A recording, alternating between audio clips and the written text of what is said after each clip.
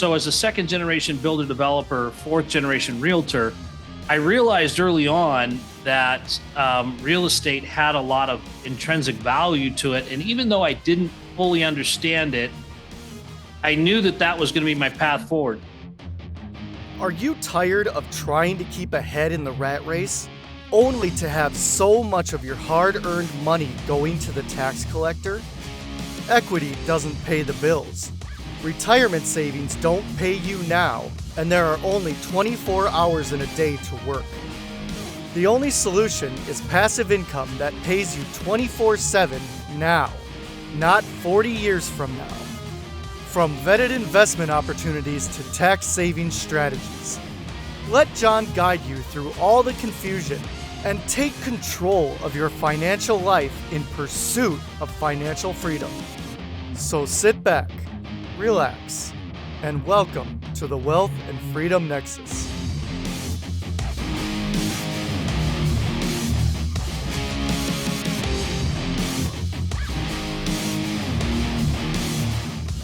Good morning, afternoon, or evening, depending on when you're listening to this. This is John Rickgarn, your host, as always, of the WFN podcast. Be sure to rate, review, and subscribe on your favorite podcast platform, whether that's Spotify, iTunes. We're on all the major carriers. And be sure to follow me on the handle W Freedom Nexus on YouTube, Twitter, and Instagram. Going to be dropping a lot of new content every single day, probably multiple times a day in 2023. Actually, hats off to a nice company called Hootsuite, as they help tremendously to pre-book and schedule my postings. So I'm not in front of my phone 24/7 trying to juggle all the postings.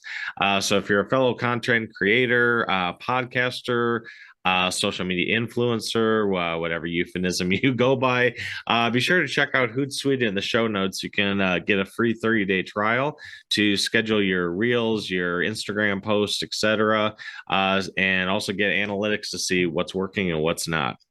Now, as I'm recording this, we got midterm elections coming up next week. Now, those of you that know me, have known me for years or followed me on LinkedIn or my social media platforms. I graduated actually with a political science major at SMSU, Southwest Minnesota State University here in Marshall. I am a little bit of a political nerd, and yes, I will more than likely stay up till midnight, maybe later, watching the results as they come in for Minnesota, nationwide, a lot of the key races, whether they're in, the governorship of Arizona, the Senate seat in Pennsylvania, just to name a couple off the top of my head. Now, my guess, predicting the future is obviously hard, but my guess is that the House will go to the GOP. Maybe a slight lead in the Senate, 51-49, but I don't think there's going to be any earth-shattering changes, and that's just my opinion. Since this episode is going to drop here December 28th, we'll just have to see how my predictions come in, but I wanted to kind of throw this in before the midterm elections just to see, how close I am, or if, maybe the Democrats keep the House. I don't know. It'll be interesting to see. But regardless, who is in office, who gets elected, who controls Congress, who controls the presidency, whether you identify as a Democrat, whether you identify as a Republican, or if you're like me, an independent with libertarian leanings, there always seems to be one constant. And we'll probably see this in 2024 as well. And this is something I've seen in my nearly 40 years experience on this side of the grass that I've been alive. And really, since I kind of started following politics back in 92 with the Bush-Clinton election. And this one constant that I've seen is tax revenue always seems to go up every single year, or at least, in a trajectory, maybe some little dips here and there. But with almost 100% certainty, government spending goes up even more every year. You always talk about, pick your side, pick your program, whatever, if we just had more money, we're going to raise this revenue neutral or deficit neutral spending plan, or whatever the case may be. the government just, and I'm talking about the federal government, just always seems to spend more money than it takes in. Even if they take in more, they just spend more. Really just seems to be a difference as to where it gets spent. New socialist program, another alphabet soup government agency, or another widget for the military industrial complex, also known as our Department of Defense. Now, interesting to note for those that may not know, since World War II, federal tax collections or federal revenue, if you will, has always averaged about 17-18% of GDP. And that's been pretty constant, for decades now. The corporate tax rate may go down. Reagan cut tax rates in the 80s. This tax break goes away, kind of like we saw in the 1986 Reform Act.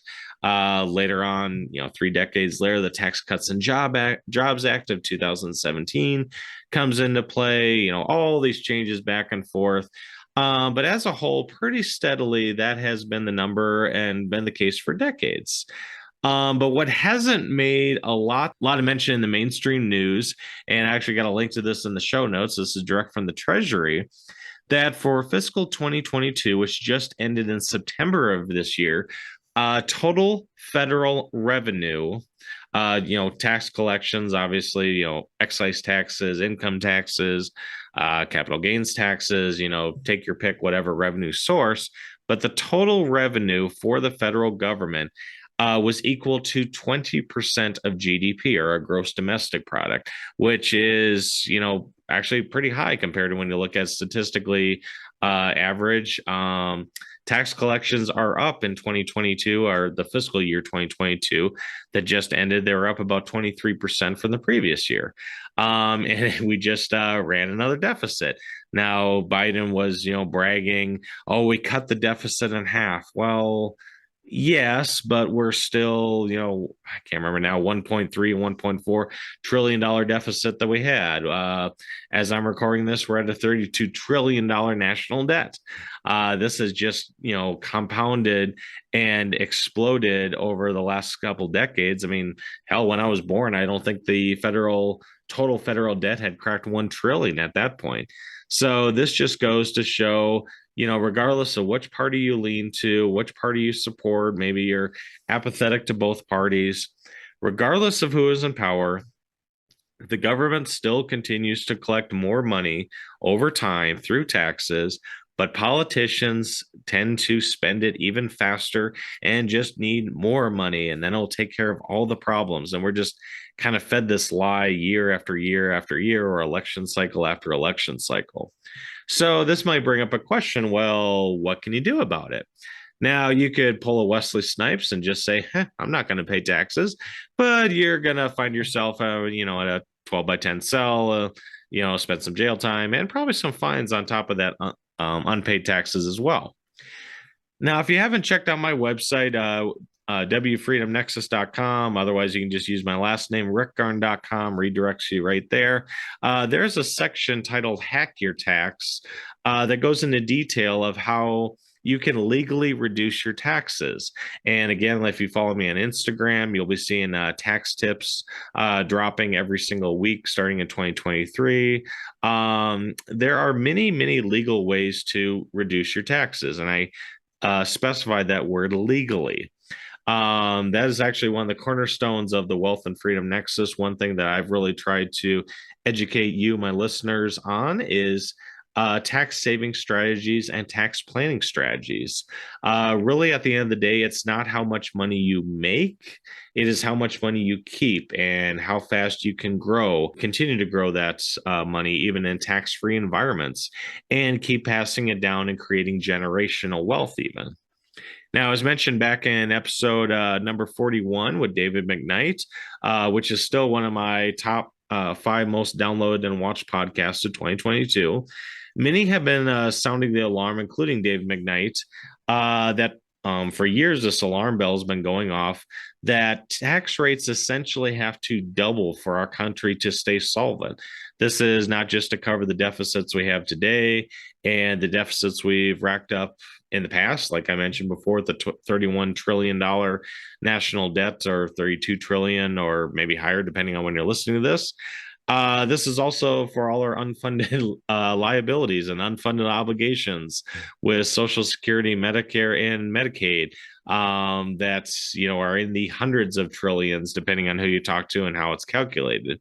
So if tax rates double, and if you subscribe to Dave McKnight's philosophy, as I do, The Power of Zero, his podcast, his book, his website, if tax rates do double in the future, like many are predicting they will, well, 0 times 2 is still 0. And this is what he talks about with the 0% tax bracket. I myself have been diligently converting my traditional IRAs to Roth IRAs, my traditional 401k balance over to my Roth 401k balance.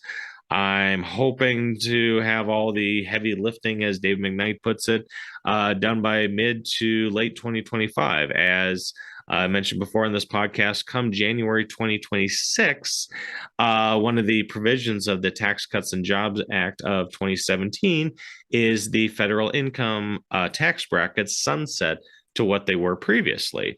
And this happens if Congress does nothing. And, I've joked before, Congress is very good at doing nothing. So I speak collectively as we as a nation, we as taxpayers, we as Americans still have a nice window of time of about 3 years of historically low tax rates when you look at the history of tax brackets and the income tax brackets, that it might make sense to start converting money from your tax deferred bucket. It's not a tax-free bucket.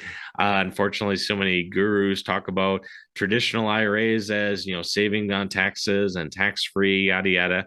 It really just defers the taxes to a later date. I actually have a link to in the show notes, the Magic of ROTH conversions. I've been a big proponent of this. I've been doing this for many, many years. In fact, if you're like many, listeners and investors out there, if your traditional IRA, your traditional 401k has taken a little bit of a haircut with the stock market, ups and downs of 2022, this might be the opportune time to do a conversion to a Roth IRA.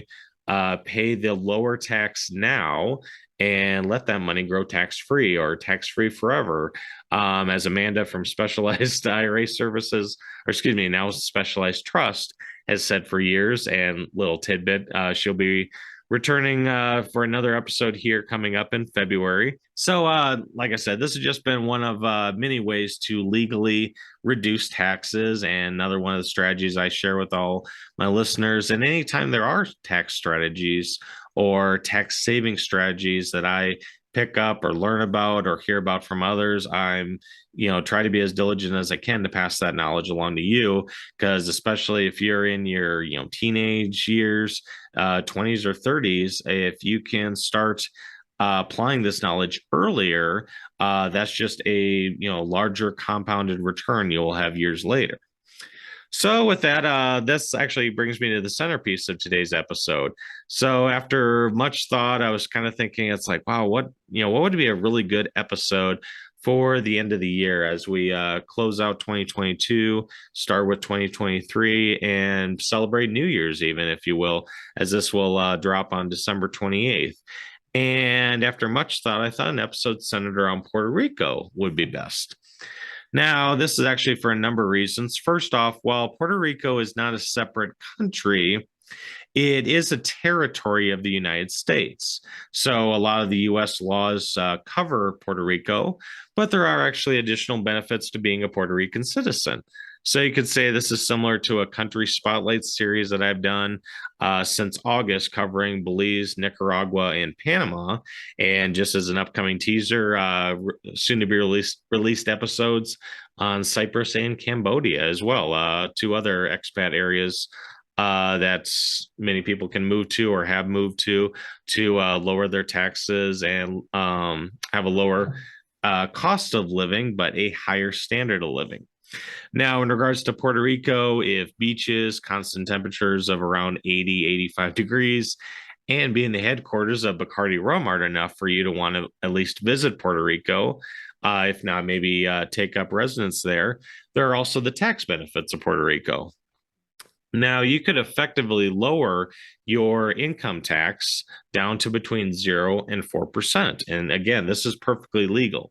My guest, Shannon Robnett, is a fellow investor and podcaster, has done this. Simon Black of Sovereign Man, now known as Sovereign Research and Advisory Group, has also done this.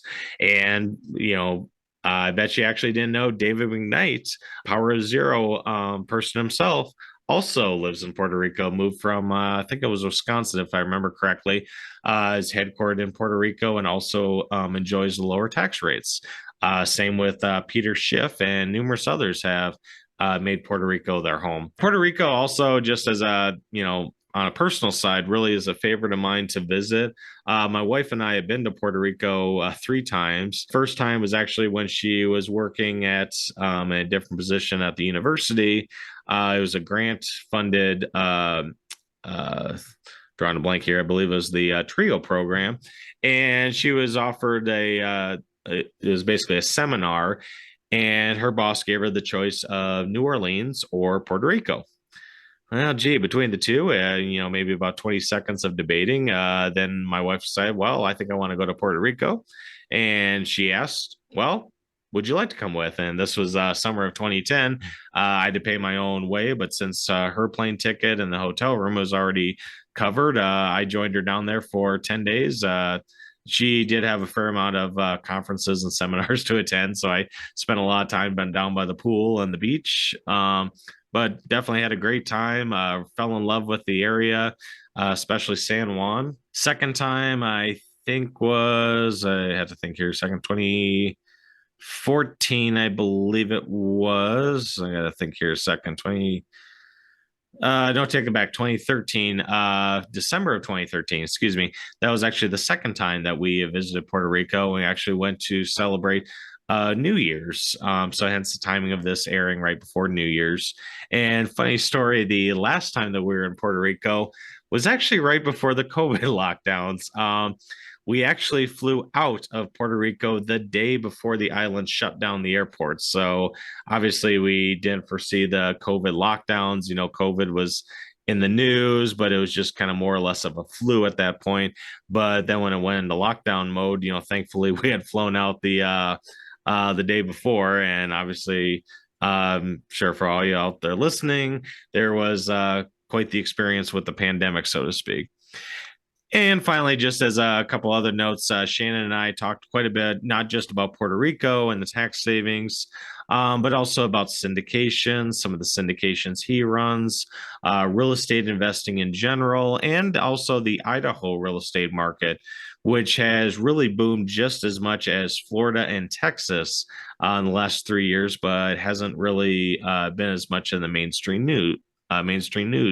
So if maybe you want to look to move to a more favorable state that's more business friendly, a little bit more friendly overall with taxes, and maybe Florida and Texas just aren't your cup of tea. It's too humid, too many people, whatever the case may be. Idaho might be an option to check out as well. And just got to put on my Minnesota Lands and Homes realtor hat a little bit. If any of my listeners out there are looking to move to Idaho, but not sure to look for an agent, don't know an agent in the various Idaho markets, feel free to hit me up on LinkedIn. I've networked with a number of real estate agents in Idaho. I'd be happy to refer you to a well-qualified agent that can help you find your home as you look to move to Idaho. So a lot of topics we covered on this. I really had a lot of fun with this podcast. It was another one that was kind of a long time coming, as Shannon was another individual that I connected with on the Real Estate Guys Summit on Sand back in Belize. Be sure to follow his podcast as well, the Real Estate Rundown, another one that I highly recommend for anyone that's into podcasts while you listen to those, while you work out or go for a run, walk the dog, etc. So with that, I've talked long enough. We will have a quick word from our great sponsors, ECI Development, and then go on to today's podcast. Have you ever wanted to invest like the wealthy and how the 1% do, but think it's out of reach for you? Do you desire a more abundant lifestyle, but think you can't afford it? If so, check out ECI Development. With over 20 years of international real estate experience, Mike Cobb and his team can help you truly diversify your portfolio and lifestyle. How about benefiting from a generational investment that can 10x your wealth or more with a teak hardwood parcel in Panama or Nicaragua? Maybe it'll even lead to residency options in the future. Perhaps you'd be interested in a beachfront condo for under $250,000, enjoying the beautiful sunsets off the Pacific Ocean. Maybe an eco-friendly tiny home for around $100,000. ECI's team can even help you get financing for these investments. To learn more, check out the show notes or go to wealthandfreedomnexus.com/ECI. Hey, Shannon, thanks for coming on the show. How are things in Puerto Rico? Thanks, John. Puerto Rico is always 85 degrees. It's going to rain at some point today. Maybe it's going to be 5 minutes. Maybe it's going to be an hour, but it's always going to be dynamite. Yeah. I still remember years ago, I think was this our first or second visit to Puerto Rico? I can't remember. And the tour guide was saying, the lowest recorded temperature was, I want to say like 35 or 37 degrees or something like that. And I'm like, when we left Minnesota on the flight, it was -20 actual temperature. And he was just like, what? Yeah, I can't imagine it being 35 degrees here, but it's awesome. And the tax benefits are fantastic as well. Yeah. So which I'll definitely get into, and I'm excited to learn about that. But Shannon, maybe for some of my listeners, maybe for those that haven't heard about you and your company or come across on your podcast as well, can you give my listeners just kind of a quick background and rundown on yourself as well as your, I should say businesses, plural? Well, John, I grew up in what I thought was a slave labor camp, only to find out that it was entrepreneurial parents in construction and development. Okay. And so as a second generation builder developer, fourth generation realtor, I realized early on that real estate had a lot of intrinsic value to it. And even though I didn't fully understand it, I knew that was going to be my path forward. In fact, when I read the book, Rich Dad, Poor Dad, I was thoroughly unimpressed. Right. Okay. I read this book because everybody was talking about it. Mm-hmm. And I was 19 years old and this had to be the key. And I could finally tell my dad he was wrong. Yeah. And I read the book and it was exactly like my childhood. Mm-hmm. My parents sat around the dinner table talking about things like 1031s and selling this and buying that and rent. And my dad actually retired. My parents retired when they were 50 years old from cash flow. Right. Nice. So I grew up watching all of that happen in 1999. And I founded what is now my companies and grew that. And we've done construction and development from, Washington to Florida. Okay. And in that, we've focused on multifamily, industrial, small bay, industrial. We've done some retail. But really, the thing that I've realized is that you can work for somebody else, even in the construction and development field, where you're developing their goals and their dreams, or you can work to develop your own, which is really where I've focused primarily since 2015. Okay, interesting. So, and now you'll obviously allude to you're in Puerto Rico right now, which we'll get into why in that in a few minutes. But now, as I understand, your main business is headquartered, and I believe you still do some development in Idaho. Is that correct? Correct. Most of my business is still done in Idaho. In fact, right now we've got about $100 million worth of construction underway in Idaho. Oh, wow. And, I came down here in 2017 on a nice vacation. I wasn't looking at any dirty real estate magazines. I wasn't, paying attention to the wife and the coconuts, and we were enjoying the beach. And all of a sudden somebody said to me, well, you must be here for the Act 2022. And I said, what is that? Long story short, John, Act 2022 allows you and your business to pay zero federal income tax if it's headquartered in Puerto Rico. Okay. Well, since development is a intellectual property, I develop the property in my mind and I consult with my construction companies, which are headquartered in Idaho. Okay. So that began my, now 4-year journey of traveling back and forth. I'm here for about 15 or 18 days, and then I'm in Idaho for a couple days, and then I'm back here. Mostly I'm in Idaho in the summer, and most of the time I'm here in the winter. But makes sense. It was really kind of funny because in 2018, 2019, Nobody did Zoom. Yep. Right. Exactly. Everybody thought, wow, you are really cutting edge for being a contractor, wanting to do these Zoom meetings and all this stuff. And yeah, I just wanted to connect with people and wasn't going to be in town for 3 weeks. And so we started doing the Zoom. Yeah, well, and I'm sure the weather in Idaho is similar to Minnesota. You get those harsh winters, negative double digits wind chill. Yep. It's like, 85 degrees on a, warm, sunny beach. That looks promising right now. So. I've had to ask people, when they go, how is the weather there? I have to ask them, do you really want to know? Yep. Because it tends to piss people off when they're sitting there in their snow boots and you're trying to figure out where to go get a new pair of flip-flops because these ones just blew out. Exactly, yeah. This show is brought to you today by Lightbulb Podcasting. Are you a busy professional that needs to get more time back in their schedule? If you are a podcaster like me, you have enough on your plate. Why not outsource your podcast production? From editing, show notes, keywords, scheduling, volume balancing and editing, and creating audiograms, podcast production is another job in and of itself. That's why I use Lightbulb Podcasting. Get phenomenal support at an affordable price while you concentrate on growing your brand. Go to www.lightbulbpodcasting.com today to schedule an introductory call. Put your content in the spotlight. Well, what's cold and what's hot is always relative. I had to chuckle when, my wife has family down in Tucson, Arizona, where we visit, and they'll be like, yeah, it got kind of chilly today. It got down to 65, 70. I'm like, that's shorts and t-shirt weather for us. So. Yeah, exactly. So, now, maybe just a little different direction. I know you say you develop, Washington to Florida. You got about $100 million in development currently in Idaho. Kind of high level generally, how has the Boise, Idaho market been, and how has that been, or was that affected by COVID?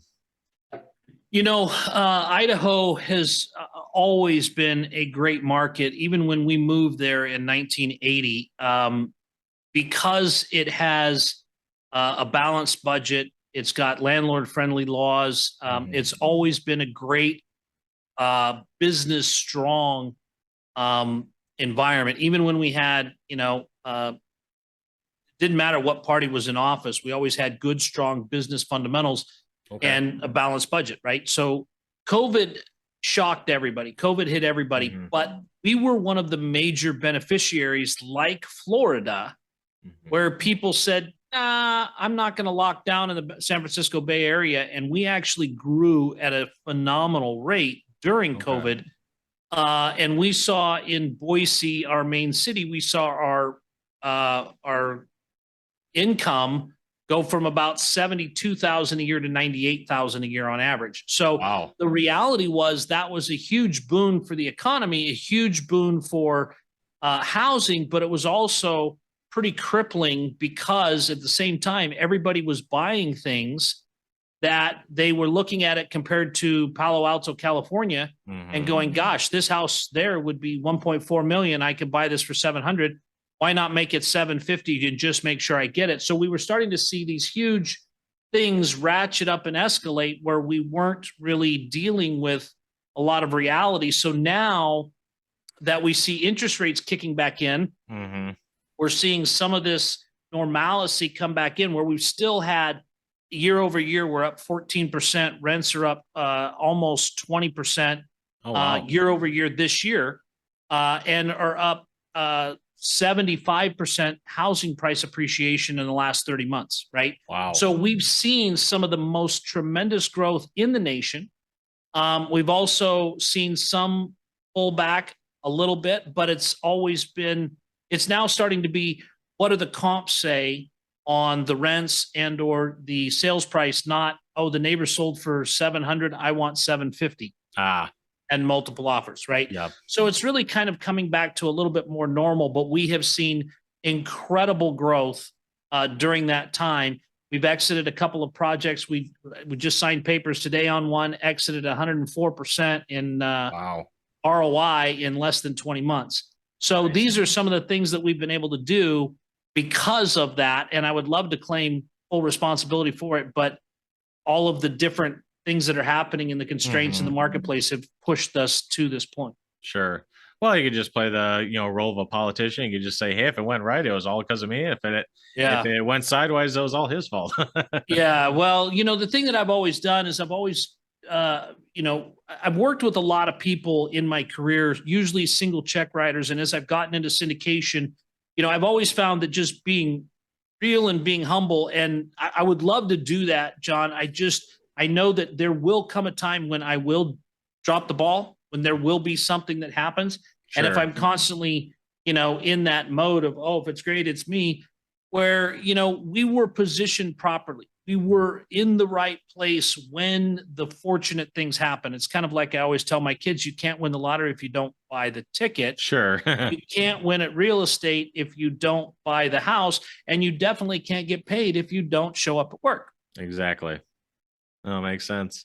Now, you had mentioned, you're obviously a real estate developer, but then also a syndicator, and you mentioned you were just exiting a project with about 104% ROI. I've had a couple other syndicators as well on the show, but kind of a quick background.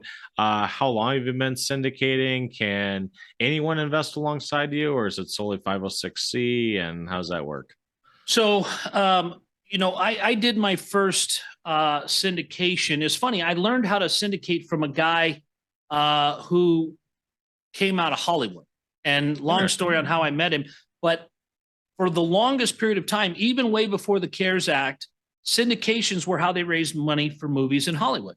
Right. Okay. And so when I got to work with David and I started to figure out what he was talking about, and we put these syndications together, then I ran into a whole group of people that also syndicated.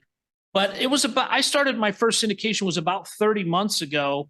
And I was only trying to raise about $1.4 million. It took me about 4.5 months. Okay. Because I didn't know how to build my network. I had all the personal experience anybody could ever want, right? I'd moved houses, I'd built apartments, I developed ground, I developed subdivisions, I developed industrial. I had done literally $350 million worth of personal real estate transactions Wow. before I did my first syndication.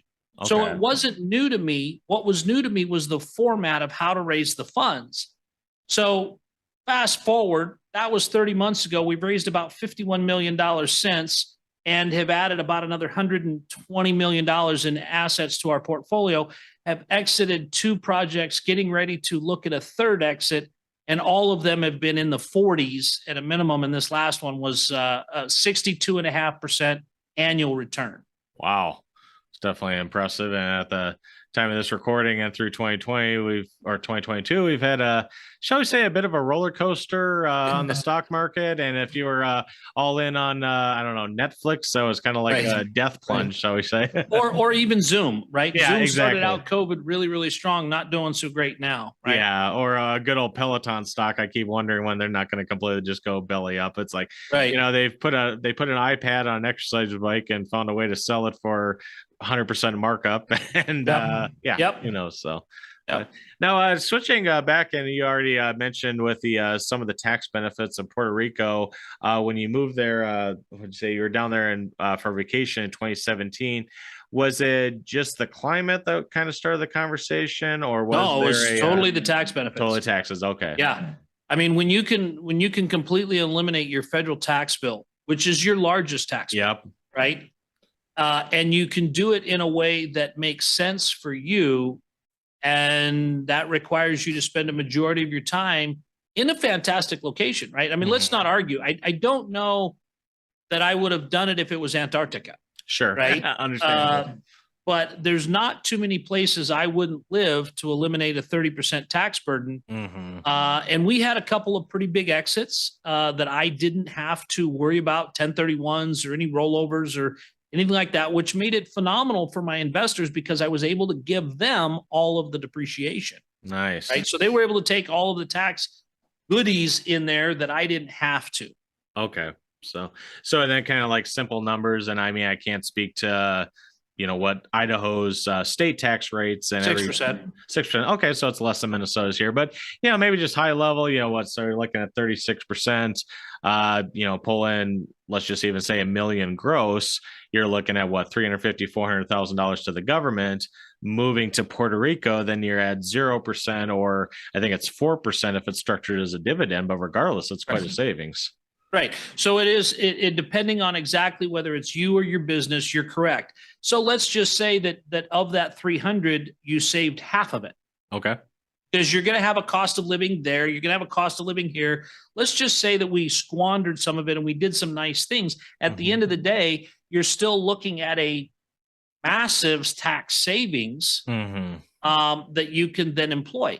So then the other thing that I've done with my Idaho companies is I've created massive tax buildup. So I have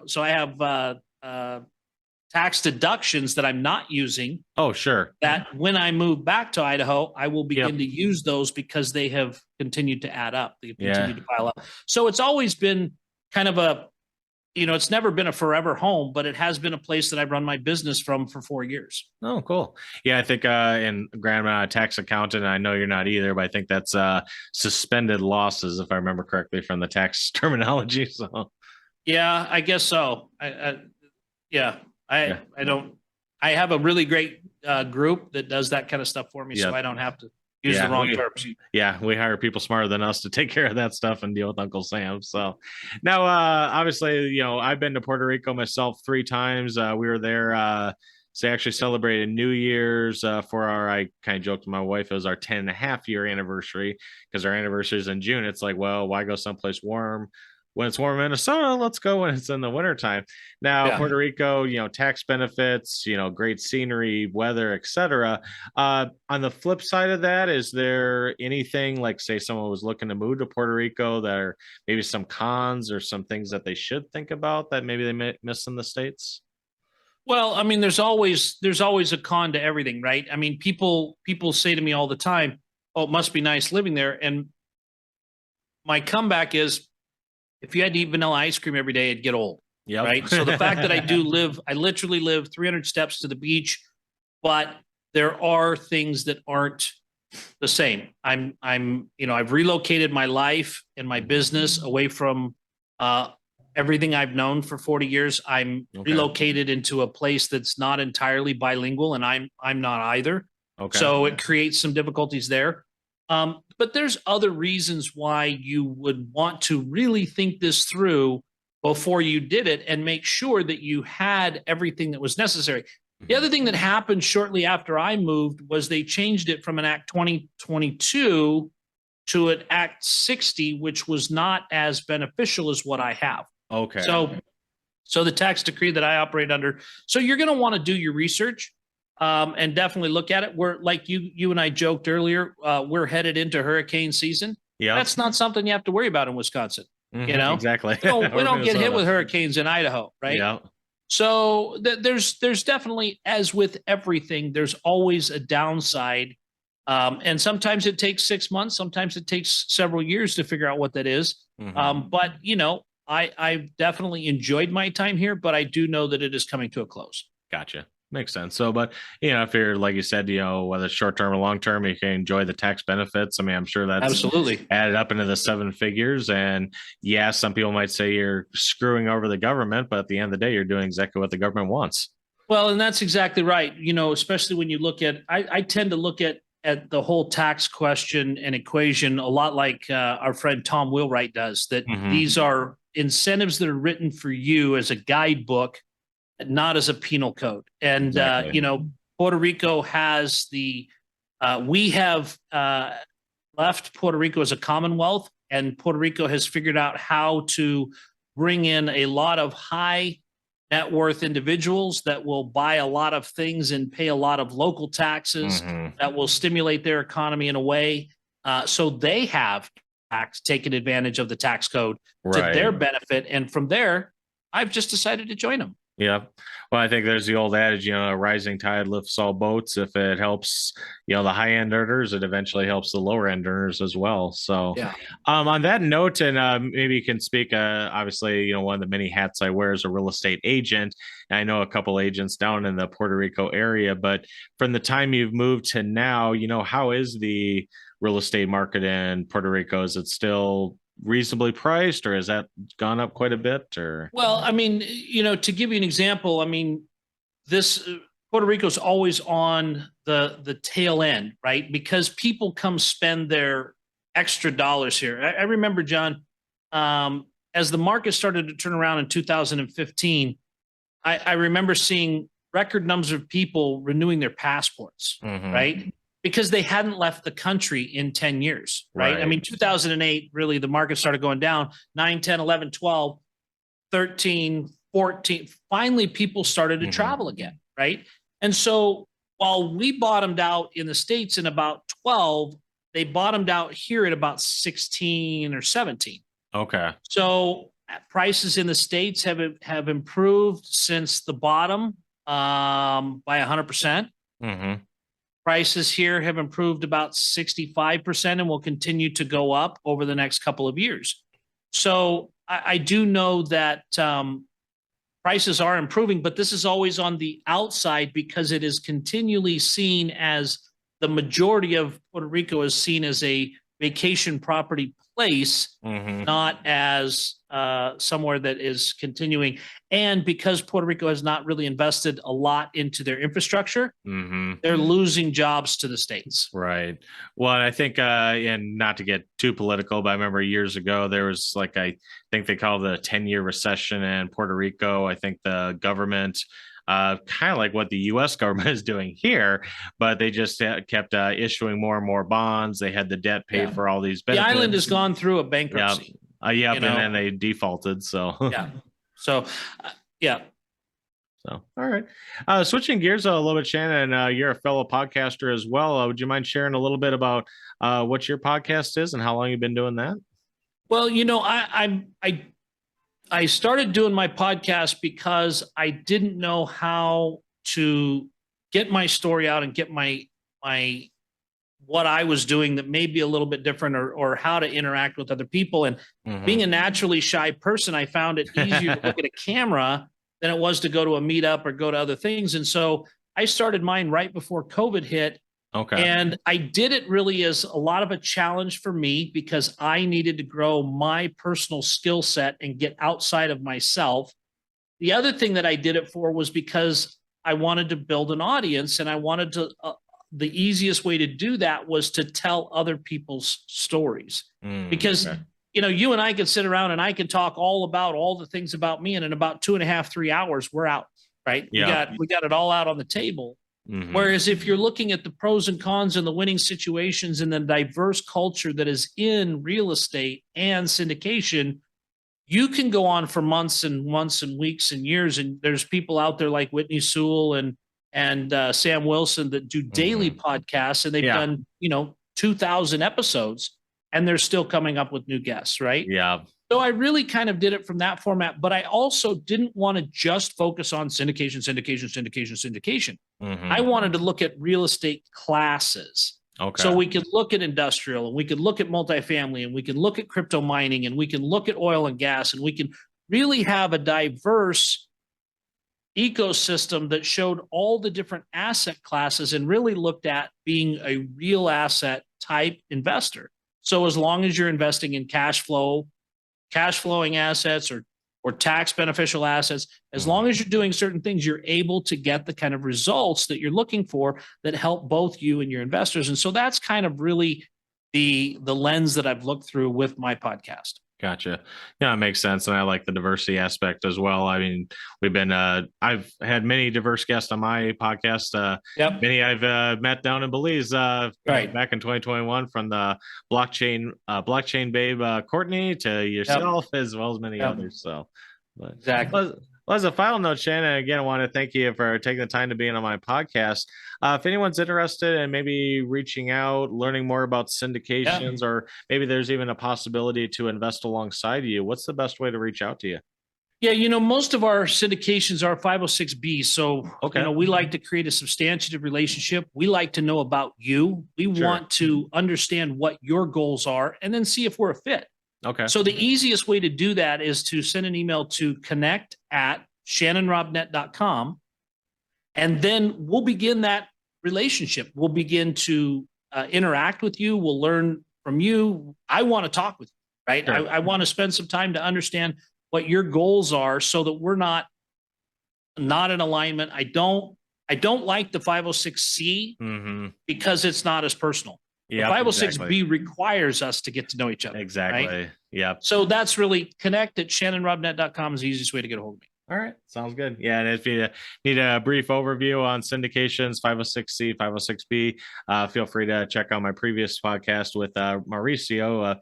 Again, another fellow I met with on the Real Estate Guys Summit at Sand. Again, all those links will be in the show notes so you can look at that as well. So, all right. Well, thanks again, Shannon. I really appreciated our time, and hopefully we can catch up in, I don't know, Puerto Rico or Belize in the near future. You know where I'm at, John. Thank you again for your time. Exactly. Thank you. Thank you for listening. Be sure to share, rate, review, and subscribe on your favorite podcast platform. For more updates, check out www.wealthandfreedomnexus.com. Remember, nothing on this show should be considered tax, legal, investment, or professional advice. This show is produced solely for educational and informational purposes. Please consult an appropriate and licensed tax, legal, real estate, or business professional for specific advice for your situation. For distribution or publication rights or media interviews, please contact the host.